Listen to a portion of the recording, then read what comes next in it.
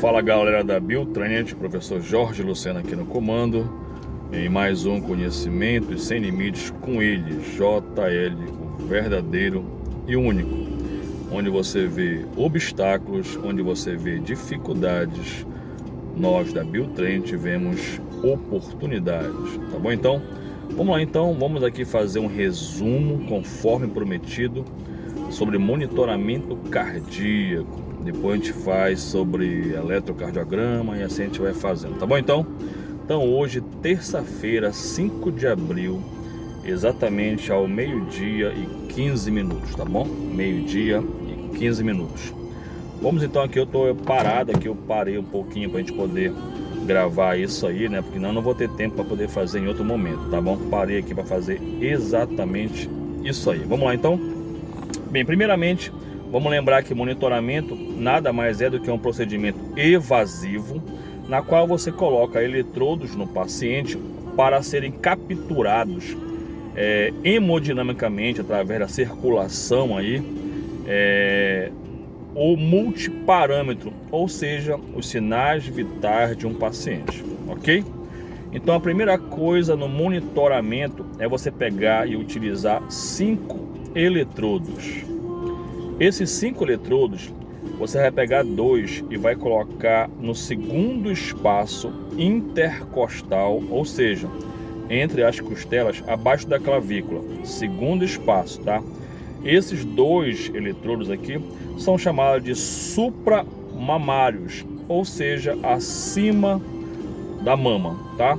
E os outros 2 você vai colocar também aqui debaixo da mama, chamado de eletrodos inframamários, ou seja, abaixo da mama. Esses 2 aqui, com prioridade, precisam estar direcionados ao mamilo, tá bom? Professor, mas eu já vi um pessoal colocar assim meio que irregular, coloca 2 aqui, 2 aqui, não se preocupa muito com a posição. Ele vai continuar captando os parâmetros? Vai, só que logicamente não tão preciso quanto se estivesse nas posições corretas, ok? Então aqui é no segundo espaço intercostal, os 2 primeiros, os supramamários. Os 2 de baixo, os inframamários aqui, são logicamente no quinto espaço intercostal. E um deles você vai colocar na borda lateral esquerda do osso externo, tá bom? Então na borda lateral esquerda do osso externo, ficando mais ou menos por aqui assim, tá bom? Então presta bem atenção. Esses 5 eletrodos aqui serão necessários para captar todos os parâmetros vitais do nosso paciente, tá bom? Então 2 suplas, 2 inflas e um na borda lateral esquerda do osso externo, ok? Como é que é feita a distribuição agora desses cabos? Eu te dei um macete em sala de aula, né? Você pega o primeiro cabo do meio e vai colocar num único eletrodo que se encontra no meio, que é o da borda esquerda do osso externo. Os outros 2, que são os lateralizados, você vai colocar nos 2 de cima. E os outros 2 médios você vai colocar nos de baixo. Ou seja, então ficou fácil. Para você não ficar se batendo muito com o inglês, pessoal, eu não sei nem o que é o ringed arming, o left arming, eu não sei o que é isso aí, então não te bate muito com isso, tá bom? Também não te apega muito às cores, porque com o tempo esses cabos aí acabam perdendo as cores e você vai ter problemas caso você tenha aprendido a colocar os cabos somente com as cores. Então é melhor você ir em um macete geral que a gente deu para você, como fazendo o que eu coloquei para você agora. Pega o primeiro do meio, coloca no meio, os 2 extremos nos 2 superiores e os 2 medianos nos inferiores. Na hora que você colocar, meu amigo, só esse cabo do monitor, já vai ser gerado 2 parâmetros. Vai ser gerado a frequência cardíaca e vai ser gerado a parte respiratória, tá bom? Então, logo em seguida que você colocar estes eletrodos, eu preciso agora continuar colocando os outros módulos. E o que vem logo em seguida é o módulo de pressão. Então tu vai colocar aqui o manguito, desculpe, no lado esquerdo, coloca no lado esquerdo o manguito, e você vai apertar na quarta tecla dos teclados que vão estar lá, aí vai aferir a pressão, ok? Então numa sequência, primeiro coloque os cabos, depois o esfigmomanômetro no lado esquerdo. Eu sei que você teve uma aula na sua escola na qual te ensinaram a aferir em qualquer lado. Não é bem assim, existe logicamente uma fisiologia de produção dos batimentos cardíacos, que é logicamente no lado esquerdo, onde está o coração, no nó sino atrial, no assoalho do átrio direito, tá? Eu preciso estar ali. Se eu não estiver ali próximo, eu não vou conseguir captar, logicamente, a frequência mais correta. Irei captar uma frequência sim, mas não a mais correta, ok? Então, beleza. Então, colocou já os monitores, colocou o manguito, agora você vai colocar o oxímetro, né? Este oxímetro também tem uma observação. Tem que ser de preferência colocado nas digitais aqui das mãos. Pode ser no pé também, pode, lá no álago, no dedão do pé pode ser colocado. Em algumas UTIs colocam também aqui nessa base da orelha, também pode ser colocado. Enfim, há outras áreas, mas a melhor para ser colocada com certeza são nas digitais, onde a perfusão é melhor, ok? Quanto melhor for perfundida aquela área, melhor para ser captado, logicamente, a saturação. Fechou então? Então colocou o oxímetro. Logo depois eu vou ter aí a temperatura. Eu tenho dois cabos de temperatura, o cabo 1, que é o axilar, e o cabo 2, que é o retal. Nunca um paciente vai estar com os dois, ou tá com o axilar ou tá com o retal, ok? Normalmente na UTI adulta é o axilar, salvo exceção quando há a necessidade de se fazer, de se colocar no reto, quando for solicitado, logicamente, pelo intensivista ou pelo médico da UTI NEL, alguma coisa assim. Fechou então? Temperatura. E a respiração é o último, que foi captado exatamente lá pelo cabo. Lembra que eu falei? Quando tu colocar só o cabo, já vai te dar a frequência e vai te dar a respiração. Fechou então? Então tá aí tudo captado aí no teu monitor. Agora, professor, eu achei muito difícil aquelas terminologias que é logicamente falado de cada parâmetro. Vamos falar exatamente disso agora, ok? Então vamos lá então. Então beleza, o primeiro que tem lá no nosso multiparâmetro é a frequência cardíaca. Na frequência cardíaca existe uma tabela cardiológica que delimita quando está muito alto, muito baixo ou está normal. Essa tabela cardiológica de frequência cardíaca, ela funciona assim: de 60 a 100 batimentos por minuto, eu vou ter exatamente aí uma terminologia chamada de normocárdica. É um paciente normocárdico. Então é um paciente com uma frequência cardíaca normal. Mas o meu paciente, ele pode estar também com uma frequência cardíaca alta, ou seja, acima de 100. Aí ele é chamado de taquicárdico. O paciente encontra-se com taquicardia. Mas também pode acontecer o inverso, pode estar muito baixo, ou seja, abaixo de 60. Aí já vai mudar a terminologia para um paciente bradicárdico.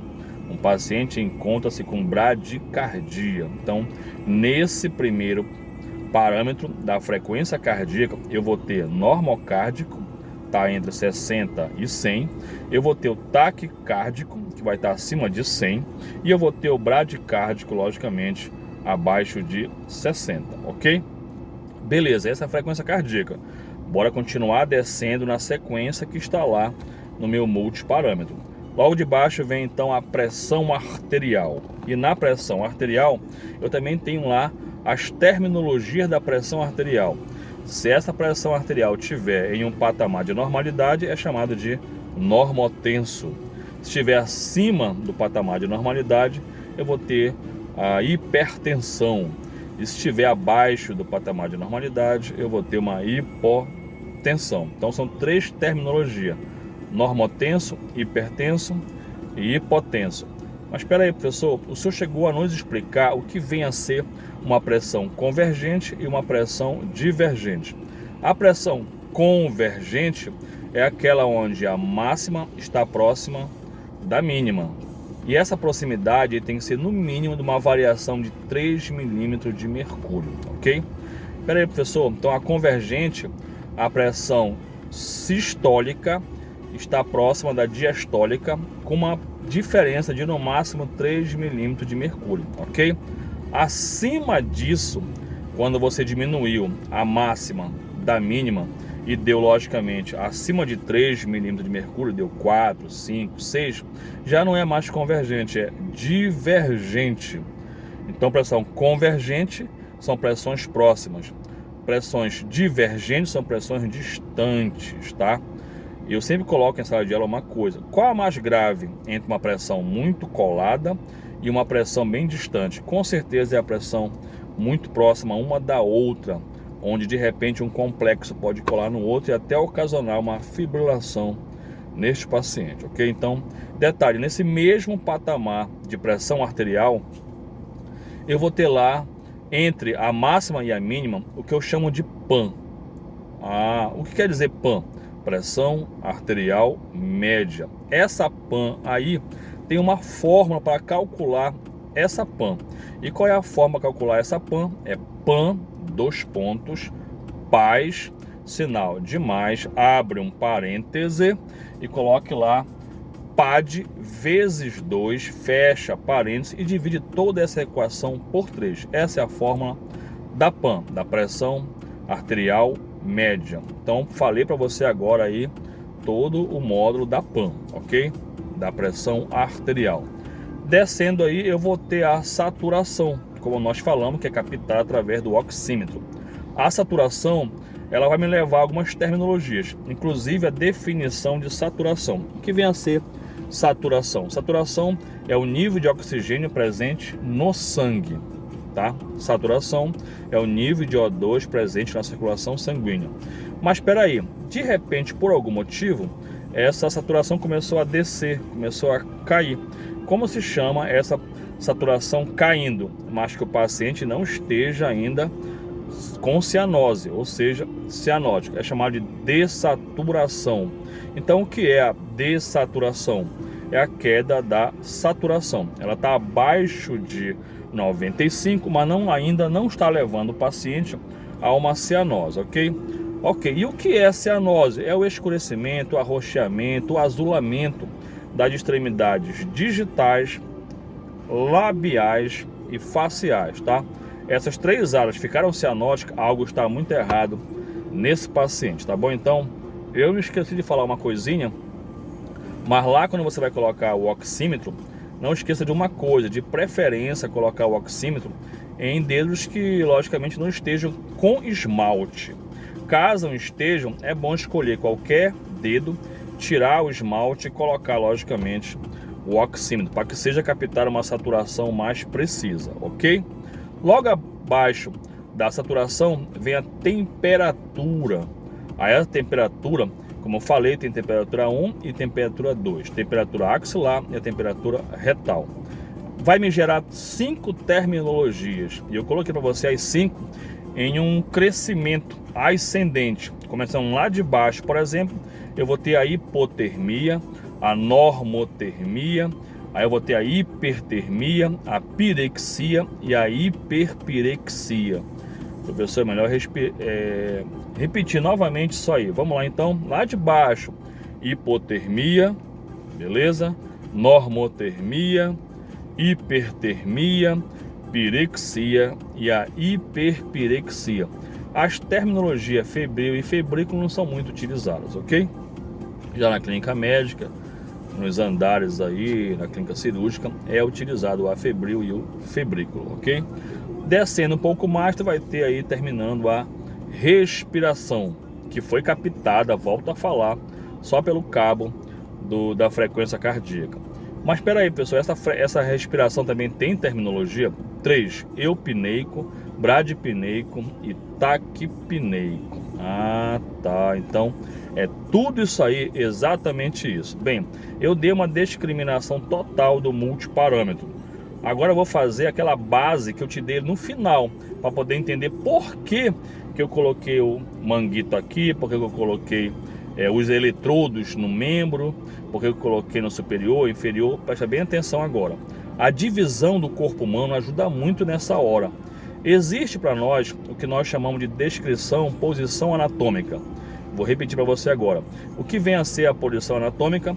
Corpo ereto ou de pé, face voltada para frente, olhar para o horizonte, braços estendidos colados ao corpo, com a palma das mãos voltadas para frente, pernas unidas ou próximas, pés unidos com as pontas para frente. Pegou essa aí? Não? Então vai ter que ouvir de novo eu falar tudo isso aí, mas eu vou quebrar teu galho e vou falar agora aqui para poder fixar melhor na tua cabeça ainda, fechou? Vamos lá. Posição anatômica. Corpo ereto ou de pé, face voltada para frente, olhar para o horizonte, braços estendidos colados ao corpo, com a palma das mãos voltadas para frente, pernas unidas ou próximas, pés unidos com as pontas para frente. Beleza? Essa é a posição anatômica. Bora agora aqui a divisão do corpo humano. Em quantas partes divide o corpo humano? 4. Cabeça, pescoço, tronco e membro. Professor, repete. Cabeça, pescoço, tronco e membro. Repete. Cabeça, pescoço, tronco e membro. E a divisão do membro superior? Dá uma olhada lá. Superior. Eu vou ter o braço, articulação, antebraço, punho e mão. Aí eu vou ter o que você não sabia em sala de aula. Polegar, indicador, médio, anular e mínimo. Aí eu vou voltar com você. Mínimo, anular, médio, indicador, polegar, mão, punho, antebraço, articulação e braço. Braço, articulação, antebraço, punho, mão. Polegar, indicador, médio, anular e mínimo. Beleza? Membro inferior. Coxa, articulação, perna, tornozelo, pé e o hálux. Professor, dá para repetir? Vamos lá de baixo então. Hálux, pé, tornozelo, perna, articulação e coxa. Coxa, articulação, perna, tornozelo, pé e o tal do hálux. Agora, peraí, só um instantinho. Deixa eu acrescentar um detalhe. Lá na frequência cardíaca, eu posso não ter um módulo funcionante de repente no meu monitor, onde eu tenho que pegar o meu relógio e captar lá a frequência cardíaca. Eu sei que talvez alguns professores podem ter ensinado uma coisa para você, tipo assim: olha, conta quantas vezes vai pulsar, vai bater em 15 segundos. Aí você vai multiplicar esse 15 por 4. Quem te ensinou isso, desconsidere. É totalmente errado, arbitrário uma pessoa, um professor, ensinar uma coisa dessa. E você viu ao vivo no monitor lá que não existe uma frequência cardíaca parada, estática. Pelo contrário, ela é dinâmica, ela muda o tempo todo. Então não existe isso que tentaram te ensinar por aí. Fechou? Então tem que contar realmente 1 minuto certinho no relógio, quantas vezes bate em 1 minuto. Mas se você fez isso, teve que ir para o relógio, não pode mais ter a terminação cardia. Vai mudar para figmia, pulso, é figmia. Exemplo, se o pulso estiver normal, eu vou chamar de normofigmia. Se o pulso estiver mais acelerado, eu vou chamar de taquisfigmia. Se estiver mais baixo, eu vou chamar de bradisfigmia, ok? Então, normofigmia, taquisfigmia e bradisfigmia. Essa é a parte do pulso, tá bom? Então, professor, o senhor falou lá nas posições de aferições da pressão. Exatamente. O lado correto é o esquerdo, mas por algum tipo de amputação, fratura, alguma coisa aqui, eu vou ter que mudar, logicamente, a posição. O importante é se manter o mais próximo possível da área cardíaca, próximo das válvulas ali, para poder gerar, logicamente, uma frequência mais decente, ok? Quais são os pontos de aferição da pressão? Braço, braquial, antebraço, radial, coxa poplítea, perna pediosa. Vou repetir para você, de novo lá, presta bem atenção. Vamos lá. Braço, braquial, antebraço, radial, coxa poplítea. Beleza aí? Perna pediosa. Ok. Quais são os pontos de aferição do pulso, professor? Carótida, braquial, radial, femoral, poplítea e pediosa. Dá para repetir, professor? Claro. carótida, braquial, radial, femoral, poplítea e pediosa. Tudo isso aí é sobre o multiparâmetro. Não esqueça que eventualmente haverá a necessidade de, quando você pegar pacientes do sexo masculino com um tórax muito cabeludo, de fazer um rebaixamento do local para poder colocar os eletrodos. Fechou então? Então tentei resumir para você, isso aqui deu 20 minutos e alguns segundos a mais aí para você. Fechou então? Então fica com Deus, são exatamente 12h35, tá bom então? Então vamos agora almoçar, relaxar um pouquinho, e quanto mais você puder, logicamente, ver esse vídeo, veja quantas vezes for necessário. Esse vídeo daqui a pouquinho já vou colocar lá no nosso canal da Biotrend, lá no YouTube. Fechou então? Vá lá, seja mais um amigo nosso, mais um parceiro. Inscreva-se no canal e aperte no sininho de notificações para você poder receber de imediato todos os vídeos gravados na Biotrend pelo professor Jorge Lucena e por outros professores da Bio, ok? Fica com Deus. Onde você vê obstáculos, eu vejo oportunidade. Fechou? Um abraço. Fica com Deus aí.